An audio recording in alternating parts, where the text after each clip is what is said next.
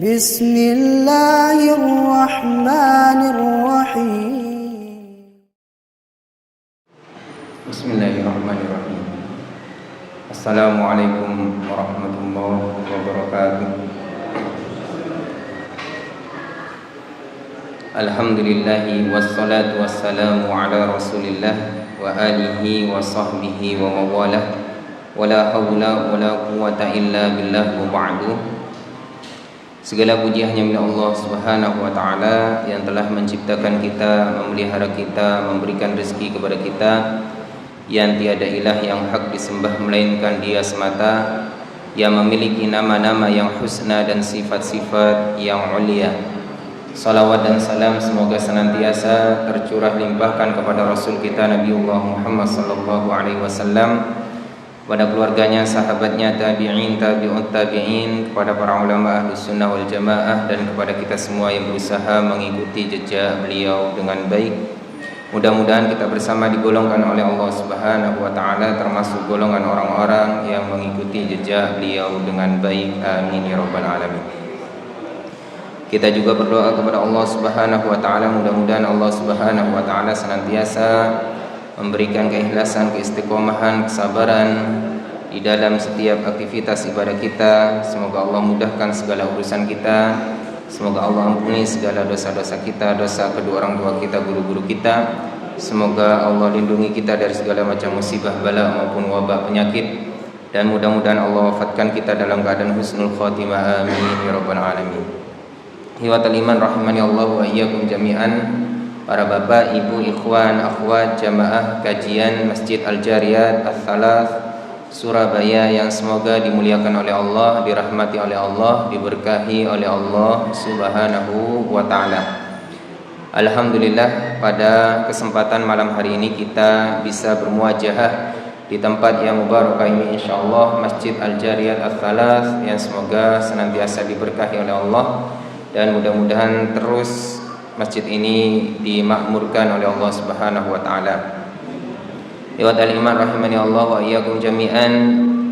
Kita berharap kajian malam hari ini bisa menambah ilmu kita, wawasan kita, iman kita, dan takwa kita kepada Allah Subhanahu wa taala. Mudah-mudahan kita bisa mengamalkannya, mendakwahkannya, serta bersabar di atas ilmu yang telah kita dapatkan. Ikhwatal iman rahimani Allah wa iyyakum jami'an. Kita akan lanjutkan kajian kita dari kitab Taisirul Karimir Rahman fi Tafsir Kalamil Mannan, atau yang kita kenal dengan Tafsir As-Sa'di, pada bagian Juz Amma. Kitab ini disusun oleh Syekh Abdurrahman Ibnu Nasir As-Sa'di rahimahullah. Semoga Allah merahmati beliau dan Allah jadikan kitab ini sebagai amal jariah beliau yang pahalanya terus mengalir kepada beliau, dan mudah-mudahan Allah lapangkan kubur beliau. Amin ya rabbal alamin. Ikhwatal iman rahimani Allahu wa iyyakum jami'an. Pada pertemuan sebelumnya kita masih dalam pembahasan tafsir dari surah Al-Buruj, insyaallah. Tafsir dari surah Al-Buruj.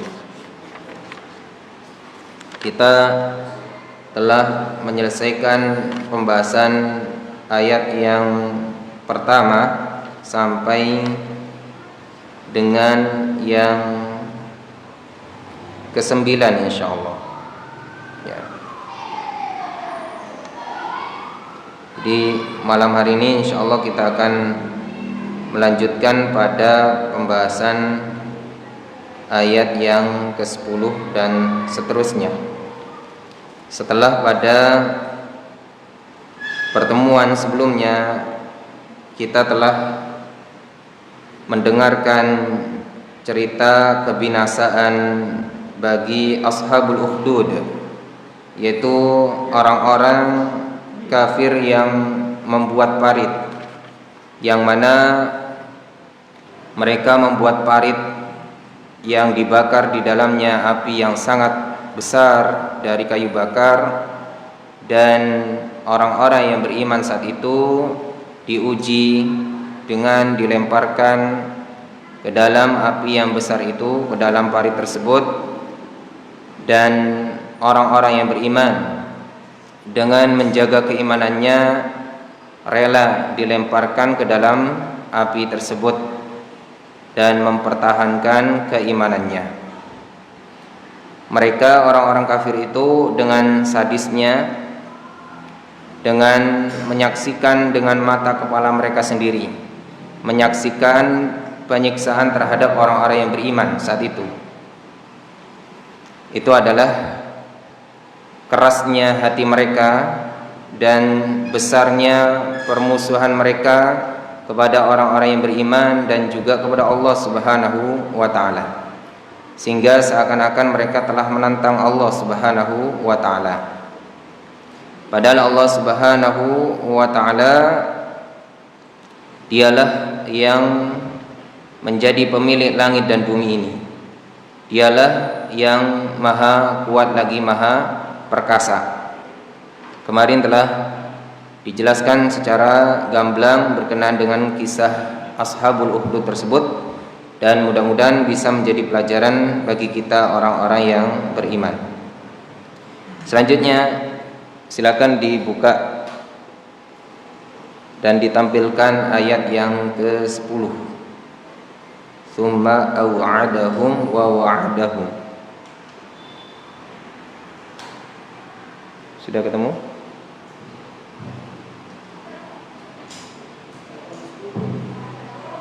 Tsumma au'adahum wa wa'adahum wa 'arada 'alaihimut taubah. Ya. Innal ladzina fatanul mu'minina.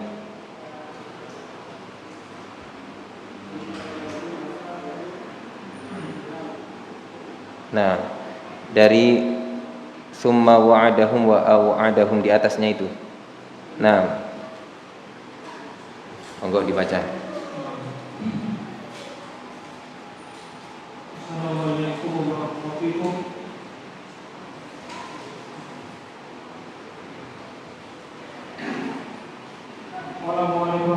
wabarakatuh. Thumma wa'adahum wa au'adahum wa 'arada 'alaihim taubah. Faqala innal ladzina fatanul mu'minina wal mu'minati thumma lam yatubu falahum 'adzabu jahannam wa lahum 'adzabun hariq. Ay al-'adzabu syadid al-muhriq. Qala Hasan rahimahullah, unzuru ila hadzal kiram wal jud thumma qatalu awliya'ahu wa ahlu ta'atihi wa huwa yad'u ila taubah. Baik, cukup dulu. Barakallahu fikum. Kemudian di ayat yang ke-10, summa wa'adahum wa au'adahum. Kemudian Allah menjanjikan kepada mereka dan menakut-nakuti mereka, mengancam mereka. Allah mengancam orang-orang kafir itu dan juga menjanjikan untuk mereka. Wa 'arada 'alaihimut taubah, dan Allah juga menawarkan terhadap mereka itu taubat, supaya mereka bisa bertaubat atas kesalahan mereka itu. Allah berfirman, innal ladzina fatanul mu'minina wal mu'minati tsumma lam yatubu falahum 'adzabu jahannama wa lahum 'adzabul hariq. Sesungguhnya orang-orang yang mendatangkan cobaan terhadap orang-orang yang beriman, yang laki-laki maupun orang-orang yang beriman yang perempuan, tsumma lam yatubu, kemudian mereka tidak bertaubat, falahum 'adzabu jahannam, maka bagi mereka itu azab neraka jahannam, walahum 'adzabul hariq, dan bagi mereka itu azab yang membakar, yaitu siksa yang membakar. Ay al-'adzabus syadidul muhriq, yaitu siksa yang dahsyat yang membakar. Qala al-Hasan rahimahullah, al-Imam Al-Hasan Al-Basri rahimahullah mengatakan, unzuru ila hadzal karami wal judi. perhatikanlah oleh kalian terhadap ya kemuliaan dan kebaikan Allah Subhanahu wa taala. Hum qatalu awliya'ahu wa ahla ta'atihi. Mereka itu orang kafir itu telah membunuh wali-walinya Allah, kekasih-kekasihnya Allah dan orang-orang yang taat kepada Allah. Wa huwa yad'uuhum ila taubah. Sedangkan Allah Subhanahu wa taala masih mengajak terhadap mereka itu atau menyeru terhadap mereka itu untuk bertaubat. Ikhwatal iman rahimani Allah wa iyyakum jami'an. Perhatikan di ayat tersebut, innal ladzina fatanul mu'minina wal mu'minati tsumma lam yatubu. Ya, itu sesungguhnya orang-orang yang telah yaitu menyiksa orang-orang yang beriman, mukmin, laki-laki maupun yang perempuan. Kemudian mereka tidak bertaubat atau belum bertaubat. Falahum adzabu jahannam, maka bagi mereka itu siksa api neraka jahannam. Walahum adzabul hariq, dan bagi mereka itu siksa yang membakar. Ini menunjukkan bahwasannya yang akan disiksa dengan api neraka jahannam, yang akan dibakar di dalam api neraka, itu adalah orang-orang yang tidak mau bertaubat kepada Allah Subhanahu wa taala. Orang-orang yang belum bertaubat kepada Allah Subhanahu wa taala. Ini menunjukkan bahwasannya kalau orang kafir itu mau bertaubat kepada Allah, beriman kepada Allah dan bertaubat kepada Allah, maka Allah Subhanahu wa taala akan mengampuninya. Karena di sini dijelaskan tsumma lam yatubu. Ya, kemudian mereka tidak bertaubat atau belum bertaubat. Makanya Al Hasan Al Basri rahimahullah mengatakan di sini, perhatikan di dalam ayat ini tentang kemuliaan dan kebaikan Allah. Apa kebaikan Allah itu? Mereka orang-orang kafir tadi yang sudah menyiksa orang-orang beriman sedemikian rupa, sedemikian bengisnya, sedemikian dahsyatnya, mereka sudah membakar dan sadis ya, melihat, menyaksikan langsung pembakaran terhadap orang-orang yang beriman ya. Namun Allah Subhanahu wa taala masih menyeru mereka untuk bertaubat kepada Allah ya. Allah Subhanahu wa taala masih memberikan kesempatan bagi mereka untuk bertaubat kepada Allah. Mana istidlalnya ayat yang menjelaskan bahwasannya ada kesempatan bertaubat untuk mereka, yaitu pada ayat tsumma lam yatubu, yakni azab api neraka jahannam dan azabul hariq itu hanya diperuntukkan bagi orang-orang kafir yang menyiksa orang-orang beriman laki-laki dan perempuan yang belum bertobat. Berarti orang yang bertobat kepada Allah, orang kafir yang mau memohon ampun kepada Allah, beriman kepada Allah dan memperbaiki keadaannya, maka dia akan diampuni oleh Allah Subhanahu wa taala dan dia akan diperbaiki oleh Allah Subhanahu wa taala dan dia insyaallah akan dimasukkan ke dalam surganya. Makanya Al-Imam Al-Hasan Al-Basri di sini mengatakan ini menunjukkan atas apa? Karamnya Allah, kemuliaan Allah dan judnya Allah, yaitu kebaikan, kedermawanan Allah Subhanahu wa taala. Ikhwatal iman rahimani Allah wa iyyakum jami'an. Dan dari ayat ini juga dapat diambil pelajaran bahwasannya betapa besar rahmat Allah Subhanahu wa taala kalau terhadap orang kafir yang sudah ya menyiksa orang mukmin sedemikian rupa seperti ashabul ukhdud ini, ya sudah kita ceritakan betapa besarnya penyiksaan mereka, masih Allah kasih kesempatan untuk bertaubat. Apalagi kita yang jelas-jelas kita ini mukmin, yang jelas-jelas kita ini muslim, yang jelas-jelas dosanya itu tidak sebesar dosanya mereka, yang jelas dosa kita tidak ada yang sebesar dosanya mereka. Kita belum pernah melakukan dosa yang sebesar mereka.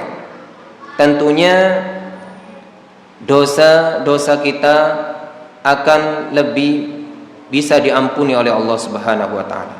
Jangan pernah berputus asa dari rahmat Allah Subhanahu wa taala. Kalau orang kafir seperti yang disebutkan tadi itu masih diberikan kesempatan untuk bertaubat ya kepada Allah dan Allah menerima taubatnya, apalagi kita. Sebesar apapun dosa kita ya, dari dosa-dosa besar kita apalagi dosa kecil, maka Allah Subhanahu wa taala masih membuka pintu taubatnya terhadap kita. Jangan pernah berputus asa dari rahmat Allah. Jangan pernah berputus asa dari ampunan dan maaf Allah Subhanahu wa taala. Dan contoh lainnya sangat banyak. Di antaranya Fir'aun. Fir'aun itu sangat jelas kekufurannya, mengaku Tuhan, masih disuruh ya untuk didakwahi. Ya, masih disuruh Nabi Musa dan Harun itu mendatangi Fir'aun untuk didakwahi. Mudah-mudahan hatinya ya lembut dan bisa menerima. Namun ya meskipun begitu Fir'aun tidak mau bertaubat, tapi dakwah disampaikan, masih diharapkan taubatnya. Nah, begitu juga kisah yang sangat banyak, diantaranya 100 pembunuh 100 orang. Kisah yang ada di dalam hadis riwayat Bukhari dan Muslim. Awalnya rajul tadi itu membunuh 99 orang. Lalu dia meminta untuk didatangkan kepada yaitu seorang yang alim atau seorang rahib. Didatangkan dia kepada seorang alim atau rahib tadi dan mengatakan, apakah dosa saya ini membunuh 99 nyawa diampuni oleh Allah? Maka rahib tadi mengatakan tidak. Akhirnya rahib tadi itu juga dipenggal oleh rajul tadi. Genap 100 ya orang dia membunuh. Akhirnya rajul tadi mencari orang yang alim lagi, orang yang alim, yang berilmu. Akhirnya sampailah pada seorang rahib yang alim dan dikatakan, kamu masih ada kesempatan bertaubat kepada Allah Subhanahu wa taala. Tidak ada yang menghalangi dirimu untuk bertaubat dan Allah menerima taubatmu. Akhirnya rahib tadi, orang alim tadi menyuruh dia rajul tadi itu untuk berhijrah ya ke satu negeri yang di situ isinya adalah orang-orang yang beriman dan menyembah Allah Subhanahu wa taala, agar dia bisa memperbaiki dirinya. Karena kalau dia tetap di negeri sebelumnya, itu negeri sebelumnya adalah orang-orang yang buruk. Maka di tengah perjalanan ya takdir Allah ya rajul tadi wafat. Maka dua malaikat ya, malaikat rahmat dan malaikat yang satunya yaitu yang dia tugasnya juga sama-sama mencabut nyawa, itu berselisih pendapat. Apakah rajul tadi ini termasuk ya ahlul jannah atau ahlun nar? Maka akhirnya diukurlah jarak tempuh ya rajul tadi menuju tempat hijrahnya tersebut, dan ternyata lebih dekat kepada tempat hijrahnya tersebut. Akhirnya dia termasuk golongan orang yang mendapatkan ampunan Allah ya, dan dia menjadi ahli surga. Padahal dia belum mengamalkan satu amalan baik pun kecuali hanya taubatnya saja itu. Makanya itu yang membuat ya malaikat tadi berselisih. Iwatal iman rahimani Allah wa iyyakum jami'an. Jika si pembunuh 100 nyawa tadi masih ada kesempatan bertaubat dan dimasukkan oleh Allah surga, apalagi ya kita kaum muslimin, orang-orang yang beriman, orang-orang yang di bawahnya, orang-orang yang dosanya di bawahnya, maka masih banyak ya pintu ampunan Allah, maaf Allah, asalkan kita bertaubat dengan syarat-syarat taubat yang telah ya dinaskan di dalam ya agama kita.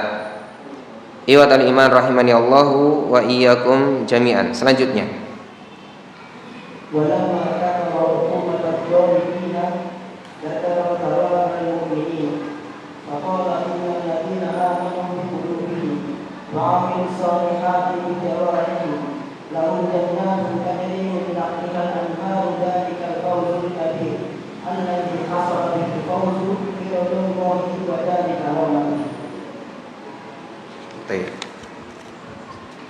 cukup. Walamma dzakara 'uqubatadz zalimina. Barakallahu fikum. Syukran ya sudah dibacakan tadi. Dan ketika Allah Subhanahu wa taala menyebutkan 'uqubatadz zalimina, hukuman atau siksaan bagi orang-orang yang zalim, dzakara thawabal mu'minina. Allah juga menyebutkan yaitu balasan pahala bagi orang yang beriman. Jadi kebalikannya. Allah sebutkan siksaan bagi orang yang zalim, Allah juga sebutkan di ayat selanjutnya pahala bagi orang-orang yang mukmin. Faqal, Allah berfirman, innal ladzina amanu, sesungguhnya orang-orang yang beriman, biqulubihim, maksudnya beriman dengan hati mereka. Jadi keimanan itu harus di dalam hati.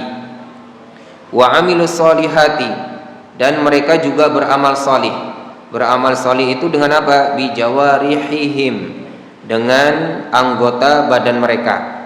Jadi iman itu dengan yaitu hati. Amilus solihat itu dengan jawarih. Bagi mereka itu lahum jannatun tajri min tahtihal anhar, dzalikal fawzul kabir. Bagi mereka surga yang mengalir di bawahnya, dan bagi mereka itu keberuntungan yang sangat besar. Alladzi hasala lahumul fawzu biridallahi wa daru karamatihi,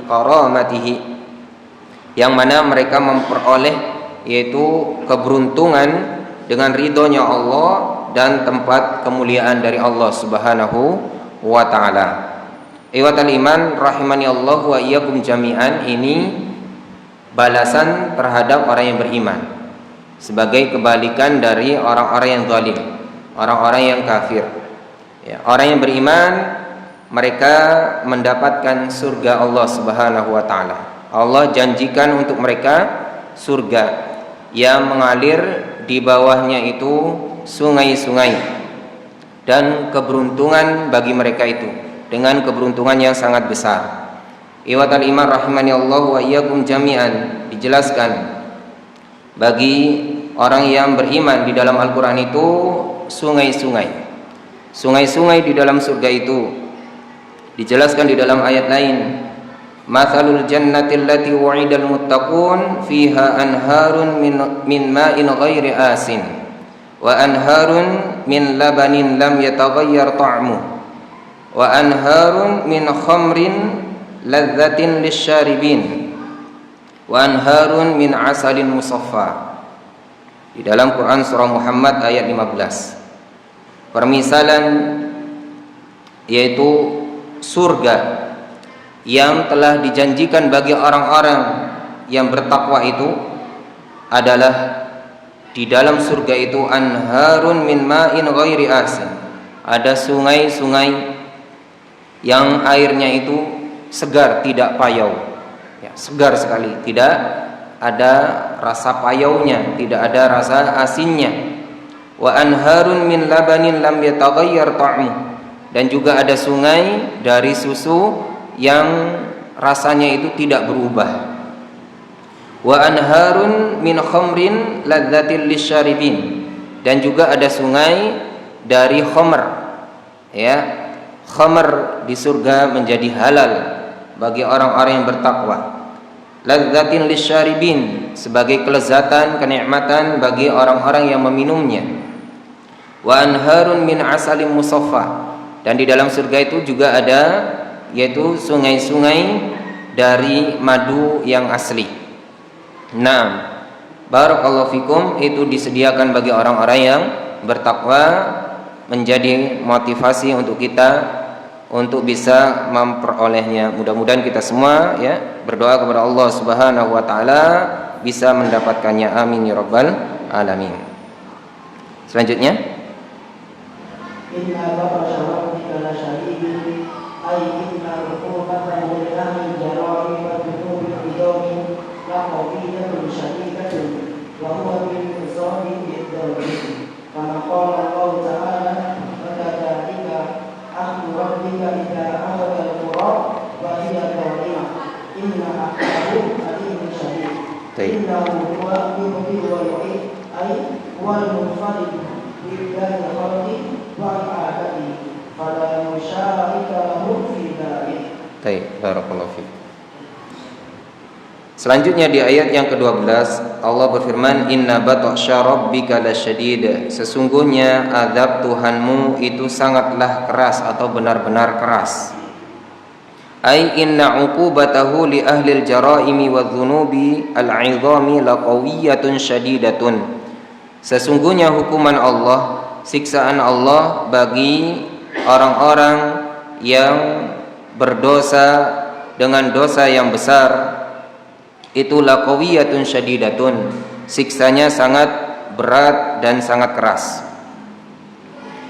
Allah Subhanahu wa taala juga menjelaskan terhadap kita bahwasannya di samping Allah Subhanahu wa taala menerima taubat kita, luas rahmatnya, Allah Subhanahu wa taala juga menjelaskan agar kita juga takut, agar kita juga khawatir, agar kita juga harus hati-hati bahwasannya kita tidak boleh merasa aman dari dosa kita. Kenapa? Karena inna batsya rabbika lasyadid, sesungguhnya azab Tuhanmu itu amatlah besar atau keras. Ini bagi siapa? Li ahlil jaraimi wadz-dzunubi al-'idhami, yaitu bagi orang-orang yang berbuat dosa dengan dosa yang besar. Tentunya di sini yang tidak mau bertobat kepada Allah Subhanahu wa taala. Wa huwa lidzalimina bil mirsad, dan dialah Allah mengintai orang-orang yang zalim itu. Ya, bil mirsad itu mengintai. Allah Subhanahu wa taala mengintai, mengetahui, teliti terhadap orang-orang yang zalim itu. Kama qala Allah taala, sebagaimana Allah taala berfirman, wa kadzalika akhdhu rabbika idza akhadzal qura wa hiya zalimatun inna akhdahu alimun syadid. Dan begitulah akhdhu rabbika, azab Tuhanmu itu, idza akhadzal qura, apabila Allah itu mengazab terhadap penduduk negeri, wa hiya zalimatun, yang mana penduduk negeri itu dalam keadaan zalim, berbuat zalim kepada Allah. Inna akhdahu alimun syadid, sesungguhnya azabnya Allah itu amatlah pedih dan amatlah berat, keras. Ikhwatal iman rahimani Allahu wa iyyakum jami'an. Di sini dijelaskan bahwasanya inna akhdahu alimun syadid, sesungguhnya azab siksa Allah itu amatlah pedih, amatlah keras. Ini menjadi peringatan untuk kita, menjadi yaitu satu perhatian yang hendaknya kita perhatikan bahwasannya di samping Allah Subhanahu wa taala Maha Rahmah, Maha Pengasih Penyayang, Pengampun, penerima taubat, di samping itu juga kita diingatkan bahwasannya siksa Allah juga pedih. Peringatan untuk kita dari perbuatan dosa dan zalim. Ikhwatal iman rahimani Allahu wa iyyakum jami'an. Lebih-lebih jika dosa itu dilakukan oleh yaitu penduduk suatu negeri, yaitu banyak dan bersamaan, dilakukan oleh banyak orang. Ini azabnya juga menimpa kepada yaitu negeri tersebut, bukan hanya perorangan. Selanjutnya, innahu, sudah sudah dibaca. Taib, innahu huwa yubdi wa yu'id, sesungguhnya Allah dialah yang yubdi wa yu'id, dialah yang menciptakan makhluk dari permulaan. Yubdi itu menciptakan dari permulaan, wa yu'id, dan Allah yang mengembalikan, yaitu menghidupkan kembali. Jadi setelah Allah ciptakan, lalu kita semua mati, nanti Allah akan kembalikan lagi kita, Allah akan hidupkan lagi kita. Ai huwal munfaridu bi ibda'il khalqi wa i'adatihi, dialah Allah satu-satunya, sendirian Allah, bi ibda'il khalqi, memulai penciptaan terhadap makhluk, wa i'adatihi, dan Allah satu-satunya, sendirian yang akan mengembalikan ya penciptaan kita ini. Setelah kita meninggal, mati, jadi tanah, ya tulang belulang, kita akan ya dibangkitkan lagi menjadi ya jasad kita seutuhnya. Fala yusyarikuhu fi dzalika musyarikun, maka tidak ada yang menyertainya, tidak ada yang menyertai dalam hal penciptaan dan pengembalian tersebut. Ya, hanya Allah Subhanahu wa taala satu-satunya dan sendirian. Selanjutnya,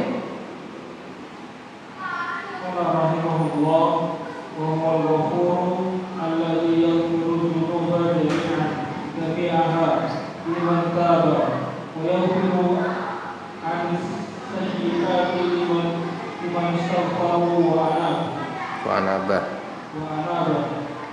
al-wadud alladhi yuhibbu bahu mahabbat la yushbihuha shay' fa kama annahu la yushabihu shay'un fi sifati jalali wal jamali wal ma'ani wal af'ali wa mahabbatihi fi qulubi khawasi qalbihi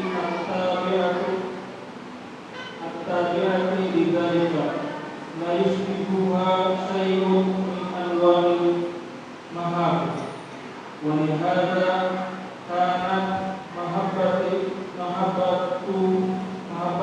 aslu ubudiyyati wa hiya mahabbatu allati tataqaddama jami'ul mahabbi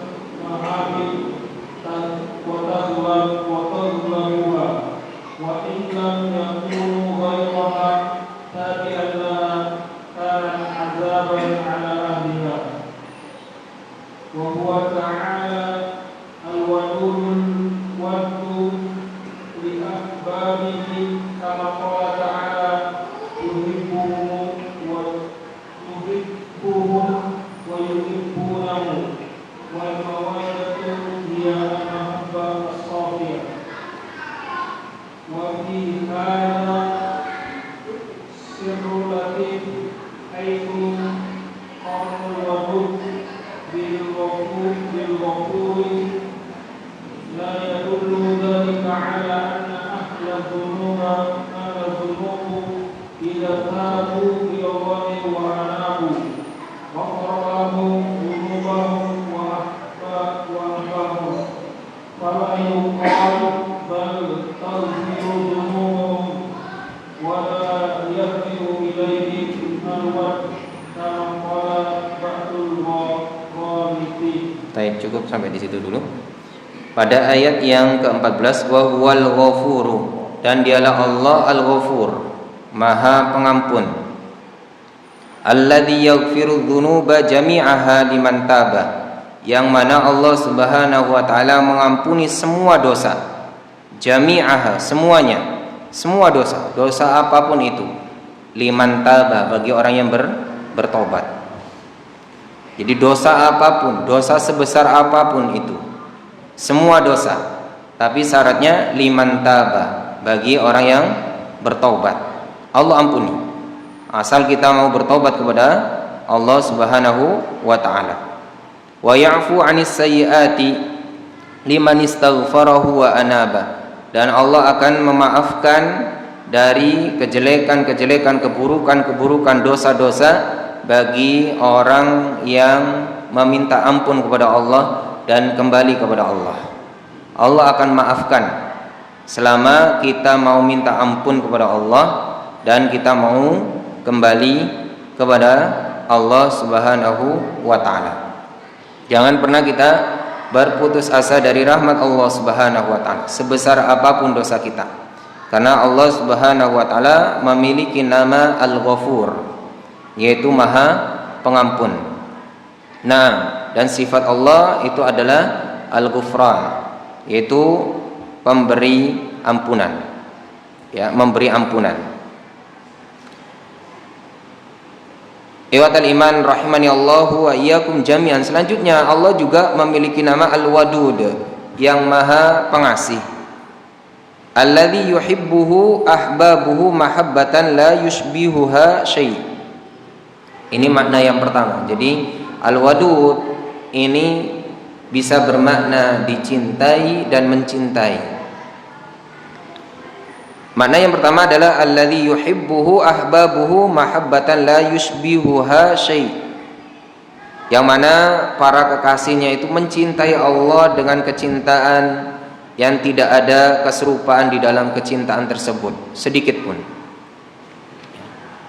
Dari para nabi, para rasul, para malaikat, orang-orang salih, syuhada, salihin, ketika mencintai Allah itu tidak ada kecintaan yang melebihi kecintaan terhadap Allah. Fakama annahu la yushabihuhu syai'un fi sifatil jalali wal jamali wal ma'ani wal af'ali. Dan demikian juga bahwasanya tidak ada yang menyamai Allah Subhanahu wa taala dari sifat, yaitu keluhurannya, keindahannya, dari makna-makna sifat atau namanya tersebut, perbuatan-perbuatannya. Famahabbatuhu fi qulubi khawasi khalqih, maka yaitu kecintaan kepada Allah Subhanahu wa taala itu berada di dalam hati-hatinya hamba-hambanya yang terpilih atau hamba-hambanya yang istimewa.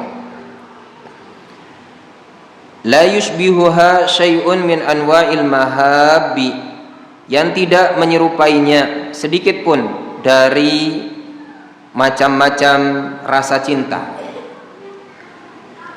Walihadza kanat mahabbatuhu aslul ubudiyah, oleh karenanya mencintai Allah itu adalah aslul ubudiyah, pokok dari peribadatan, pokok dari penghambaan, pokok dari beribadah.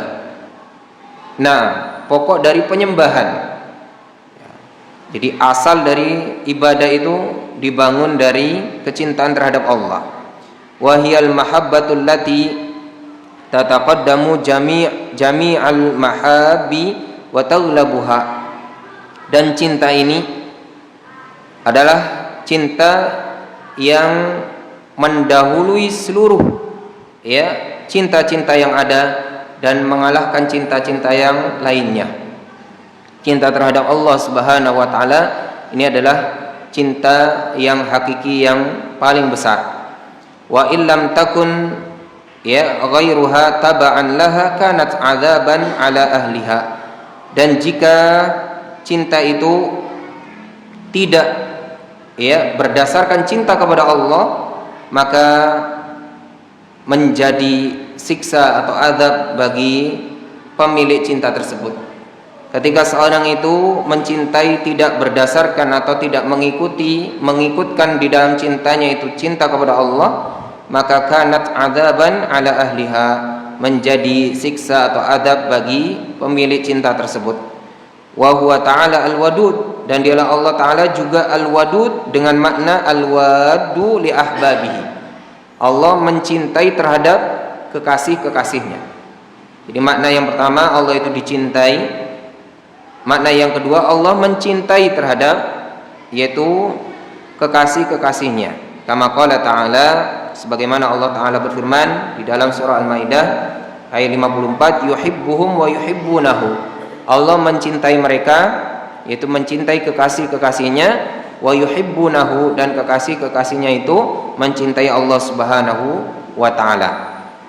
Wal mawaddatu hiyal mahabbatu safiyatu, dan cinta itu adalah, dan cintanya Allah itu adalah cinta yang safiyah, cinta yang murni. Wa fi hadza sirrun latif, dan di dalam masalah ini ada sirrun latif, ada rahasia yang sangat lembut di dalam ayat ini. Haitsu qarana al-wadud bil ghafur, ketika Allah menyandingkan namanya al-wadud yaitu maha kasih dengan sifatnya al-ghafur, maha pengampun. Apa rahasianya? Liyadulla dzalika ala anna ahladz dzunubi idza tabu ila Allah wa anabu ghafara lahum dzunubahum wa ahabbahum. Menunjukkan bahwasannya kalau seandainya ada orang yang berdosa kemudian bertobat kepada Allah dan kembali kepada Allah, maka Allah Subhanahu wa taala pasti akan mengampuni dosa-dosanya wa ahabbahum, dan Allah mencintai mereka. Ya. Ketika kita berlumur dosa, banyak dosa, bertobat kepada Allah, Allah ampuni sekaligus Allah sayang kepadanya. Ya. Allah ampuni sekaligus Allah sayang kepadanya. Ini ya makna dari Al-Ghafur Al-Wadud. Bukan hanya Al-Ghafur tapi Al-Wadud. Allah mengampuni dan menyayangi. Nah, fala yuqalu bal tughfaru dzunubuhum wa la yarji'u ilaihim al-wudda kama qalahu ba'dul ghalitin. Maka tidak dikatakan dosa mereka itu diampuni, tapi kasih sayang Allah tidak kembali kepada mereka, sebagaimana dikatakan oleh orang-orang yang ghalid, orang-orang yang keliru. Ya. Banyak orang mengatakan, ya, ketika seorang itu dimaafkan atau diampuni, maka sekedar diampuni, sekedar dimaafkan, tapi cintanya tidak kembali kepadanya. Ini tidak terhadap Allah Subhanahu wa taala, tidak berlaku kepada Allah Subhanahu wa taala. Kalau kita mungkin begitu, manusia mungkin begitu. Ketika kita memaafkan seseorang, ya, ada orang salah kepada kita, kita maafkan. Mungkin hanya sekedar memaafkan tapi tidak cinta. Saya maafkan tapi setelah itu tidak nyapa. Maksudnya untuk masalah ini saya maafkan, tapi ya sudah sekedar maaf. Tapi kalau Allah Subhanahu wa taala Al-Ghafur Al-Wadud, Allah pengampun dan sayang, yang mana ampunan Allah itu dibarengi ya dengan apa? Sayangnya. Jadi ketika ada seorang hamba berdosa kepada Allah, diampuni oleh Allah Subhanahu wa taala ketika dia bertobat, sekaligus Allah sayang kepadanya. Ini beda kita dengan Allah Subhanahu wa taala. Kita makhluk, Allah khaliq. Ya. Ini kalau tidak belajar, tidak ngaji, ya tidak bisa. Tidak tahu bahwasanya ya di balik nama Allah Al-Ghafur Al-Wadud ada sirrun latif, ada rahasia yang sangat lembut yang hendak disampaikan oleh Allah terhadap kita. Ya. Bahwasanya Allah Subhanahu wa taala itu mengampuni kita dan sayang kepada kita, beda dengan kita. Intinya seperti itu. Makanya disebutkan pada paragraf selanjutnya, balillahu afraha bi taubati 'abdihi hina yatubu. Bahkan Allah sangat gembira dan senang sekali dengan taubat seorang hamba ketika dia bertaubat. Min rajulin lahu rahilatun 'alaiha ta'amuhu wa syarabuhu wa ma yuslihuhu. Allah itu lebih senang, lebih bahagia, lebih bangga daripada seorang laki-laki yang dia itu punya hewan tunggangan, yang mana hewan tunggangannya itu di atasnya itu ada makanannya, ada minumannya, dan ada apa saja yang maslahat untuknya. Fa'adallaha fi ardi falatin muhlikatin. Lalu tunggangan tadi itu hilang di padang pasir yang sangat luas. Fa'ayisa minha, lalu rajul tadi itu putus asa.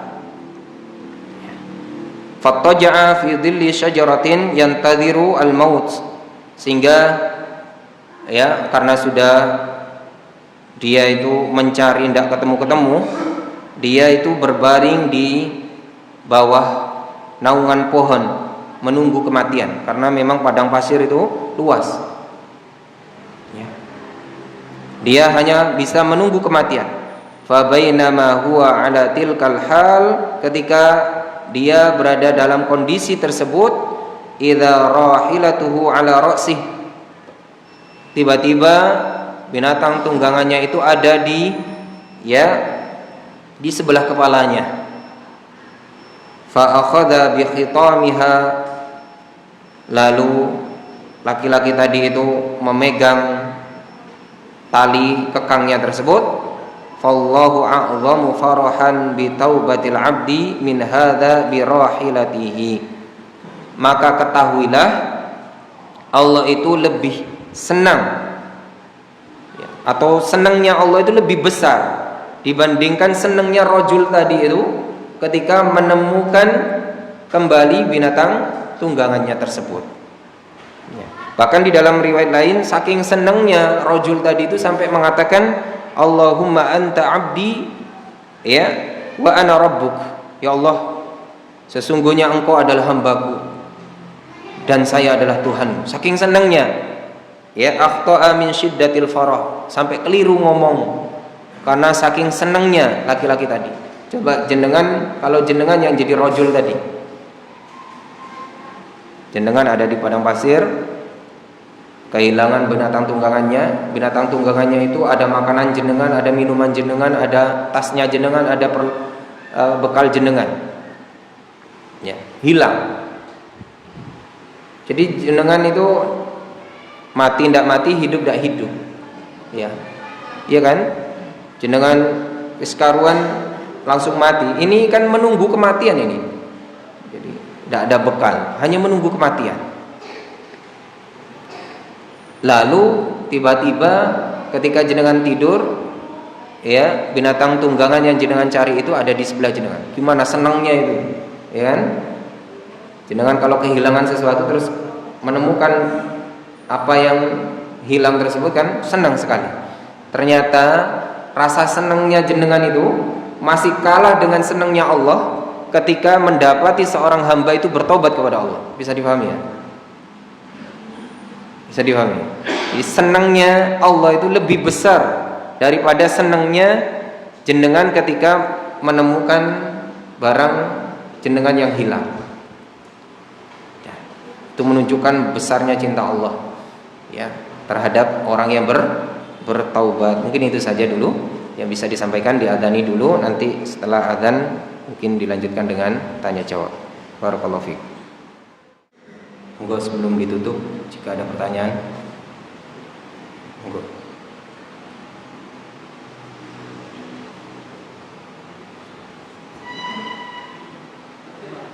Beliau dulu.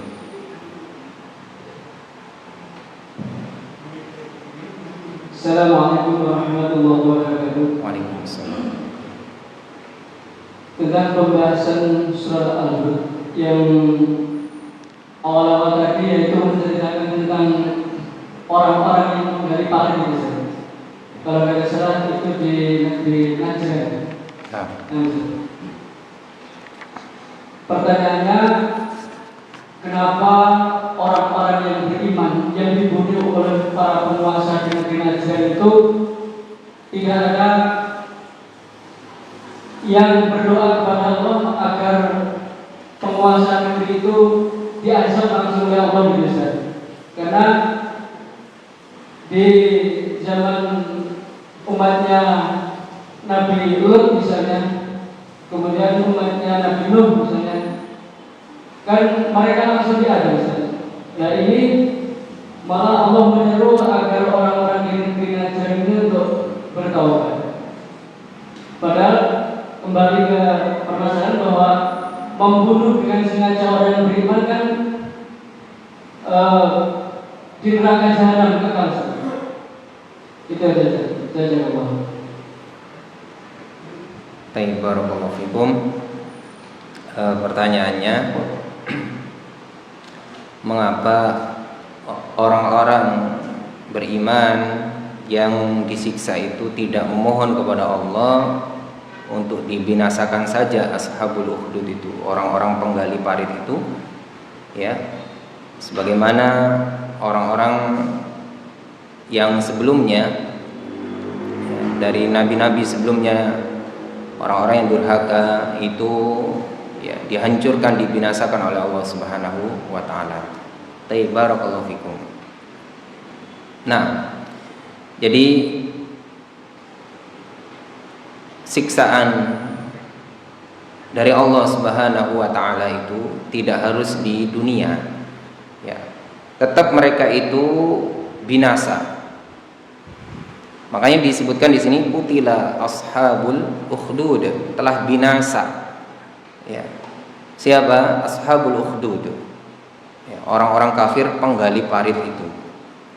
Jadi dikatakan oleh Allah qutila ashabul ukhdud, telah binasa, ya, ashabul ukhdud itu.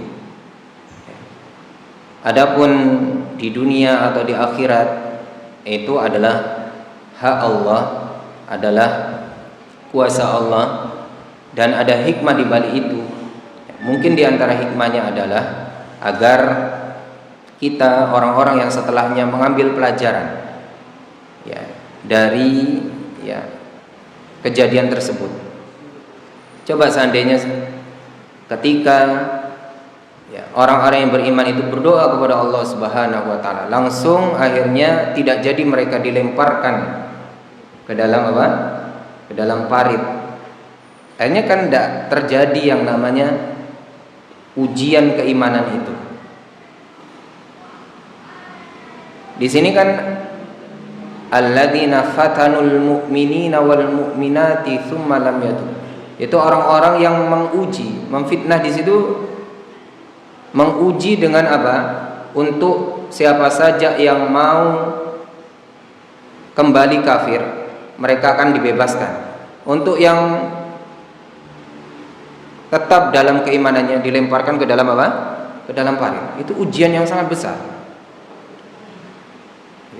Seandainya pembuat parit itu langsung diadab saat itu, maka tidak terjadi yang namanya apa? Ujian keimanan bagi orang yang beriman. Ya.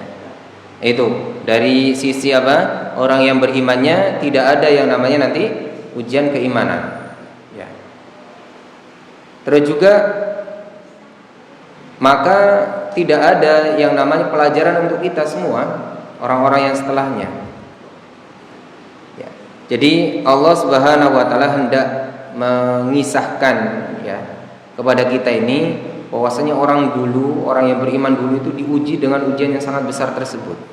Ya, tetap menjaga keimanannya, itu tujuan Allah supaya kita itu, ya, lebih bersabar lagi dan harus lebih bersabar lagi dengan ujian yang menimpa kita, yang mana ujiannya tidak sebesar, tidak seberat ujian yang menimpa mereka.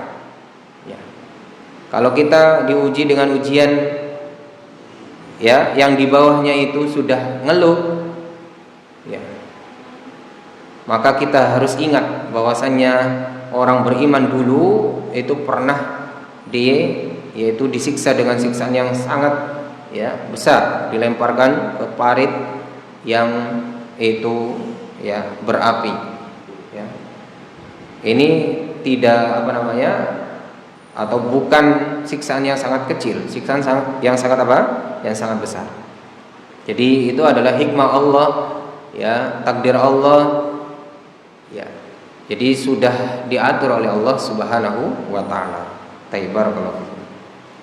Ada lagi? Duluan ini, Pak. Monggo, dan Mas Furqan.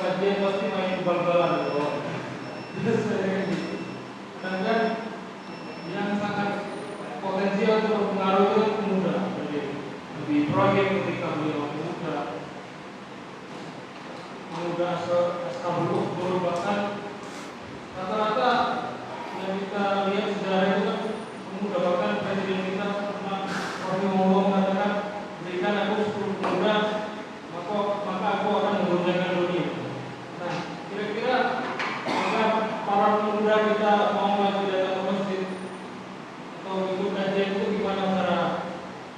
kita menggairahkan mereka agar meniru pemuda Ashabul Ukhdud. Pemuda Ashabul Ukhdud. Ya. Ini banyak yang salah paham dengan istilah Ashabul Ukhdud ya. Jadi jangan kebalik, Ashabul Ukhdud itu penggali paritnya. Ya. Jadi bukan pemuda Ashabul Ukhdud ya. Ini pemudanya ini yang beriman ya. Jadi pemuda tersebut ya sudah diceritakan kemarin ya, pemuda tersebut dia ya panjang ceritanya, belajar ke tukang sihir, juga belajar ke rahib. Akhirnya dia lebih cenderung ke ya ilmu yang disampaikan oleh rahibnya itu. Ya, kemudian dengan takdir Allah ya, di ceritanya yang sangat panjang tersebut dia bisa mengobati banyak orang dan akhirnya banyak orang beriman lewat wasilah dia. Tapi mungkin pertanyaannya ya, dari sekian pertanyaan yang cerita yang panjang itu ternyata intinya sebenarnya apa tips ya untuk menggairahkan pemuda ya untuk bisa datang kajian dan ke masjid gitu ya, mungkin begitu ya. Kenapa harus cerita panjang-panjang jadi ya mungkin dikasih mukadimah ya, mungkin maksudnya kenapa kita kok tidak nyontoh itu loh pemuda yang terjadi pada yaitu kisah Ashabul Ukhdud tersebut. Nah, sebenarnya kisah tersebut itu juga menunjukkan bahwasannya pemuda itu sedikit. Pemuda tadi itu sendirian kan? Ya kan? Itu menunjukkan sedikit apa banyak? Sedikit. Satu. Ini kita masih mending banyak. Tapi dari satu yang beriman itu bisa menjadikan orang yang lain itu beriman kepada Allah Subhanahu wa taala dengan takdir Allah. Jadi memang kebaikan itu ya, kebaikan itu berawal dari ya, yang sedikit. Jadi tidak perlu kita putus asa. Jadi semua perjuangan itu dari yang sedikit dulu ya. Tapi harus berjuang ya, sebagaimana pemuda tadi itu ya, tetap dia melakukan dakwahnya ketika mengobati, berdakwah bahwasannya yang menyembuhkan itu bukan saya tapi Allah Subhanahu wa taala. Jadi dia berdakwah dengan pengobatannya tersebut ya, dia berdakwah kepada tauhid. Ada wasilah-wasilah dulu. Tidak ujuk-ujuk banyak orang yang beriman itu. Ada yaitu metode dakwah. Ya. Maka sebenarnya itu juga menjadi pelajaran untuk kita bahwasanya dakwah itu akan diterima dari yang sedikit dulu. Ya. Tapi harus ada dakwah. Ya. Sebagaimana pemuda tadi berdakwah. Jangan meremehkan mungkin hanya sekedar mengobati. Kita bisa berdakwah lewat pengobatan. Ketika kita mengobati dan alhamdulillah sembuh, ya orang kan biasanya luluh hatinya, lembut hatinya. Saat itu kita sampaikan bahwasanya yang menyembuhkan adalah Allah. Kita telah menanamkan tauhid kepadanya. Ya. Jadi di masa kita sekarang juga seperti itu. Langkah yang paling tepat adalah berdakwah. Ya. Terus pertanyaannya kenapa pemuda-pemudanya kok sedikit? Ya. Ya ini berarti ini PR kita, tugas kita semua, baik itu dai, ustaz atau orang tua, untuk mengajak anak-anaknya, ya, untuk mendidik anak-anak. Ya. Tugas kita semua ya untuk memberikan kesadaran, untuk mendakwahi, mengajak. Ya, taklim ya, di sekolah, ya, di rumah, di mana saja kita ya mengajak. Memang kalau dari dari masa usia kita itu memang anak-anak atau pemuda itu lebih inginnya bebas karena mengira bahwasannya kehidupannya masih lama, ya, matinya masih lama, ya, ajalnya masih lama. Ya, saya masih muda, tidak mungkin mati besok, kan begitu. Kalau orang yang sudah tua itu biasanya gimana Pak? Kan biasanya sudah mulai ingat mati. Gimana kalau saya meninggal besok? Karena sudah begitu. Itu lumrah. Ya, makanya memberikan kesadaran kepada anak-anak pemuda bahwasanya kematian itu menimpa siapa saja dan kapan saja, di mana saja. Ya, itu penting. Nah, ini yang sulit. Ya, ini yang sulit. Memberikan kesadaran akan kehidupan akhirat itu. Jadi memang dakwah kepada semua orang itu harus disampaikan masalah akhirat. Ya. Makanya kebanyakan ayat-ayat Makkiyah itu, surah-surah Makkiyah itu akhirat, diingatkan akhirat dulu, biar takut kepada Allah, ingat surga, ingat neraka, ingat mati, begitu.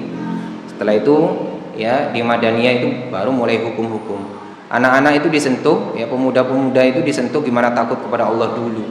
Gimana dia mau sholat kalau belum takut kepada Allah? Gimana dia mau hadir ke masjid kalau dia belum takut sama Allah, belum takut kepada neraka dan seterusnya, belum takut akhirat. Ya, jadi didakwahi, ditanamkan tentang akhirat, didakwahi tentang tentang akhirat. Ya, mudah-mudahan kita semua mendapatkan petunjuk, taufik, bimbingan dari Allah Subhanahu wa taala. Amin ya rabbal alamin. Monggo terakhir.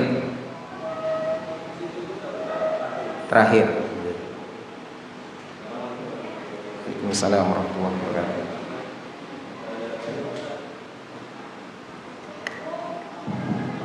Assalamualaikum warahmatullahi wabarakatuh. Waalaikumsalam. Dari Ustaz menjelaskan tentang bila suatu kaum atau suatu negeri yang berbuat dosa, Allah akan mengangkat azab kepada kaum atau negeri tersebut. Tapi bila suatu negeri atau kaum tersebut masih ada orang-orang mukmin yang tetap beristighfar kepada Allah, yang pertanyaan saya lebih jauh untuk mana Ustaz? Azabnya atau penundaan azabnya? Sedangkan lebih banyak yang berbuat dosanya daripada orang-orang mukmin tadi tetap beristighfar, memohon ampunan kepada Allah. Assalamualaikum warahmatullahi wabarakatuh. Ada yang masih ingat ayatnya? Dan Allah Subhanahu wa taala tidak akan menimpakan azab kepada mereka sedangkan mereka itu beristighfar kepada Allah. Gimana bunyi ayatnya? Wa ma kana Allahu mu'adzibuhum wa la yu'adzibuhum wa anta fihim wa hum yastaghfirun.